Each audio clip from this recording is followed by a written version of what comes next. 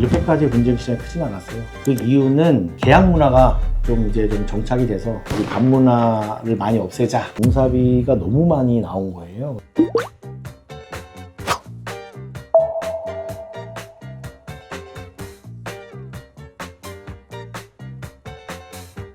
네, 안녕하세요. 딜아고라TV입니다. 오늘은 제가 원가 관련해서 우리나라 최고 전문가이신 정기창 원장님, 원래 저희는 대표라는 말이 좀 더 익숙한데 이제 연구원 같은 경우에는 원장이라는 호칭을 쓰더라고요. 좀 더 원가 공사 분쟁은 어떠한 식으로 흘러가는지 알아보도록 하겠습니다.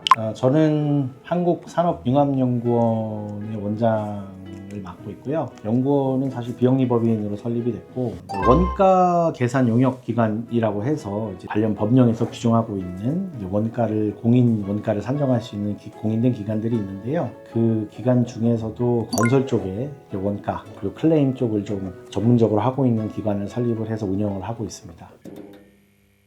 저희 입장에서는 법원 감정을 한다라는 거는 일단 나라에서 나오는 발주 금액일 거니까 뭐 금액이 크진 않을 것 같아요. 좀 고부가 가치를 올릴 수 있는 거라고 이제 사석에 좀 들었는데, 그렇게 되는 이유는 사기업한테 진행되는 서비스가 따로 있다라든지 그런 걸까요?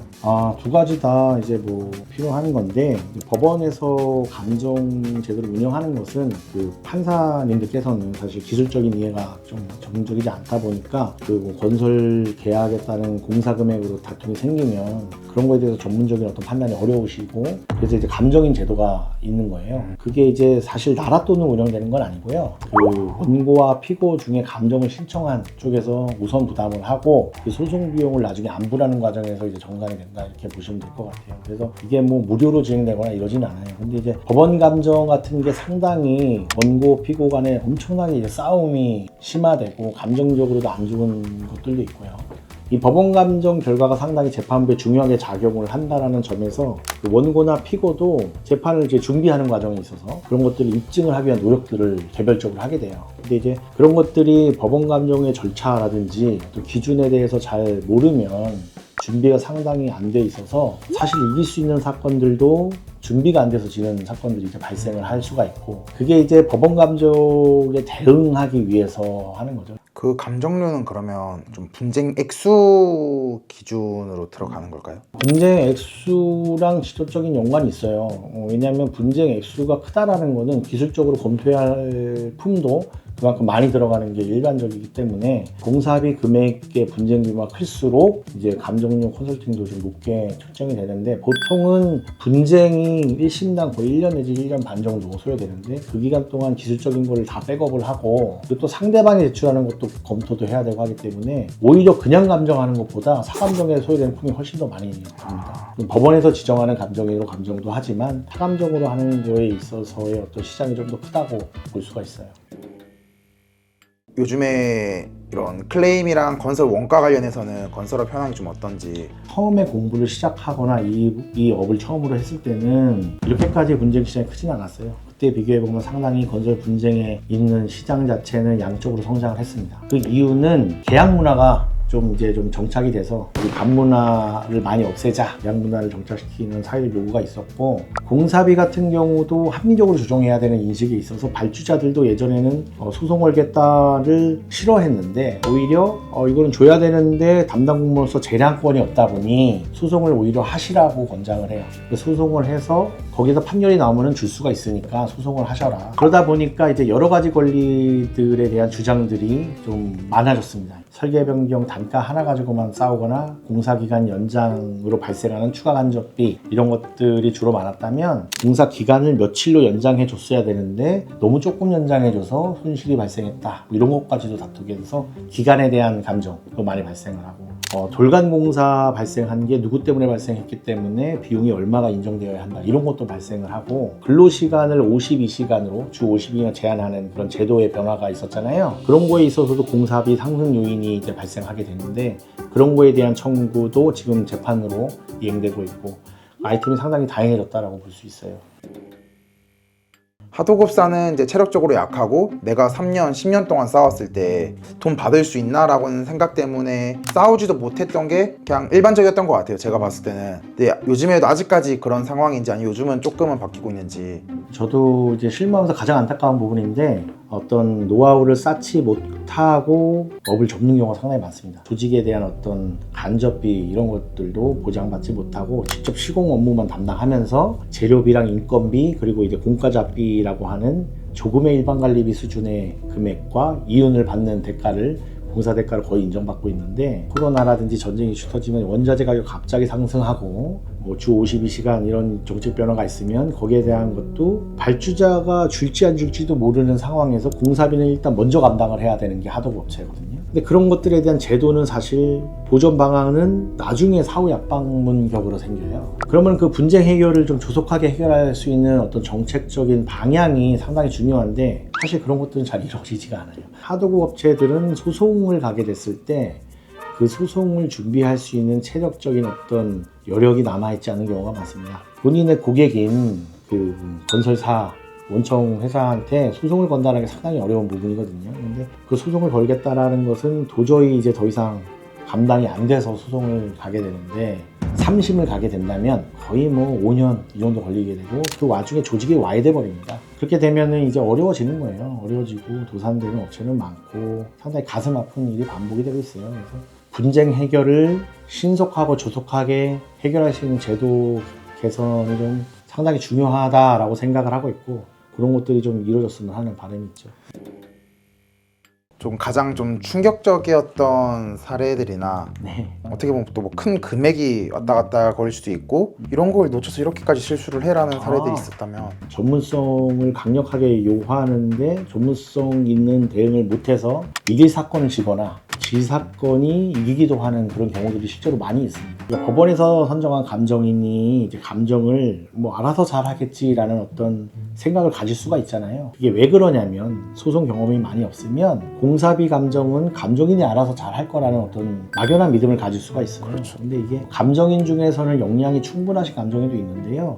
그렇지 않은 감정 사례도 상당히 많이 나오고 있습니다. 그래서 건설 분쟁에 있어서 감정이 잘못되고 있다라는 취지의 어떤 기사, 그 어떤 문제를 삼아서 실제로 문제된 사건들도 있고요. 그 감정인이 고발도 당하는 사건들도 있었고요. 제가 컨설팅한 사건 중에는 공익적인 차원에서 사업을 하는 사업자긴 한데 그 사업자가 어떤 대규모 발주를 했고 그 발주 공사비의 다툼에 있어서 그 시공한 이제 대형 건설사가 있었거든요. 그 건설사가 이제 감정 신청을 해서 추가 공사비 감정을 했는데 제가 컨설팅하는 입장에서 기술적인 부분을 담당하고 있었는데 도저히 이 가격이 나올 수가 없는데 공사비가 너무 많이 나온 거예요. 그래서 30억 많이 나와봐야 30억이 나올 수가 있는데 설계 변경으로 한 150억을 인정을 해줘서 왜 그렇게 나왔는지 몰랐는데 그래서 이제 면밀하게 또 살펴보니까 너무나 이제 말도 안 되게 물량이 한 3배씩 뻥튀기가 돼 있고 단가도 10,000원, 20,000원을 조사해놓고 내역에 반영하는 단가는 뭐 10만원 이런 식으로 너무나 뻥튀기를 고의였는지 모르겠는데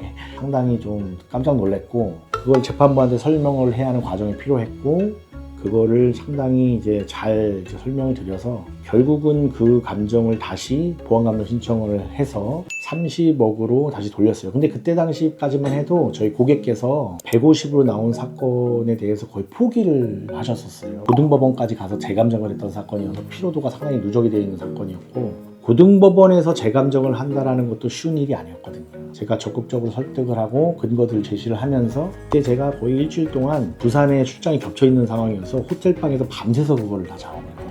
결국은 근데 그거를 잘 설득을 해내서 그걸 또 뒤집었어요. 컨설팅한 발주자가 상당히 만족스러운 결과로 이제 승소로 이제 이어졌고 여기서 이제 중요한 점은 그 법원 감정에 대해서 이제 알아서 잘 될 거라고 이렇게 믿으시기보다는 적극적인 대응을 통해서 구체적으로 다 확인할 필요가 있다. 권리에 대한 주장을 끝까지 포기하지 않을 이유가 분명히 있다라는 점이 좀 중요한 부분인 것 같습니다. 계약 전에 이런 거는 꼭 협의를 하는 게 향후 조정이나 분쟁에 있어서 좀 효과적일 것 같다. 이런 것들이 좀 있을까요? 그런 문서 같은 경우가 상당히 재량권을 발휘해서 쓰기 어려워요. 공사업체는 여건 변동이 생기면 다 증액 요청을 하고 싶어 하는 게 일반적인 심리고 그럴 수밖에 없는 구조라고 보시면 되는데 범위 내 사업 예산 안에서 끝내야 하는 어떤 상황은 항상 발주자 입장이에요. 계약 체결하고 나서 물가가 변동하는 거, 설계가 변동하는 거, 그리고 기간 연장, 지연 사유도 자꾸 발생하는 거는 그 누구도 원하지 않았던 일이지만 발생하게끔 되어 있습니다.